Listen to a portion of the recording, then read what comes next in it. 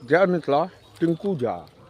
आइ अहाँके हम ई दिखा रहल छी कि मिथिला में माँ सीता, बहिन सीता मिथिला के जे छथिन, ओनाही एतुक्का जे माय बहिन होइ छथिन हुनका सीता के रूप में देखल जाइ छै।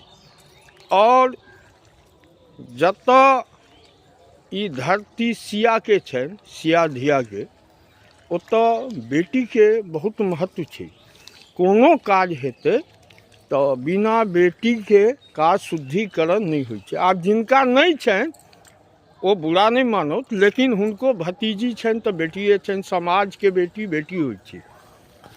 अहाँ ई देखियौ, श्राद्ध कर्म जे होइ छै ओइमे जे निपटी घाट, जतऽ कर्म स्थान छै, ओइ जगह बेटी के पहिल प्राथमिकता छै। देखियौ ई दीदी सब, ई मिथिलानी सब, ई बहिन सब, ई दीदी सब कते सुंदर गाय के गोबर के महत्व छै। आई एकादशा के दिन, द्वादशा के दिन नीप रहल छै। की दीदी ई तऽ कर्म छै। पितृ कर्म करै छी एखन नहीं, तो ई तऽ भाग्य के बात छै ने। तो ई बेटिए सब ई मिथिले में अछि। कहियो एहि पर दू लाइन कि खाली निब्बे करबे। की कहिए, बाबू मर गेलखिन, की कहिए। तो वो तो सबके मरै छथिन, माय बाप जे छै से ओ सबके। देखियौ सब बाहर से आयल छथिन, आब निपहो में दिक्कत होइ छै।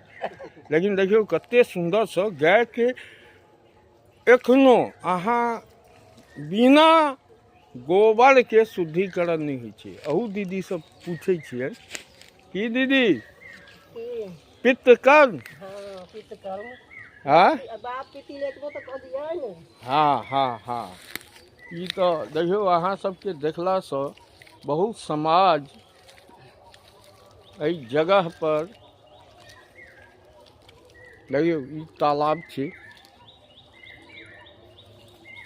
आ तालाब लग ई दीदी सब कते सुंदर निपै छथिन। आ सहायता करऽ लेल कोनो भय नहीं, पाइनो अपने आनू, निपबो अपने करू। नहीं देखियौ की दीदी हमर सबके कर्तव्य बनै छै ई करऽ के। कर्तव्य कऽ सकै छियै, ई बेटिए के कर्तव्य छै। देखू और बताओ।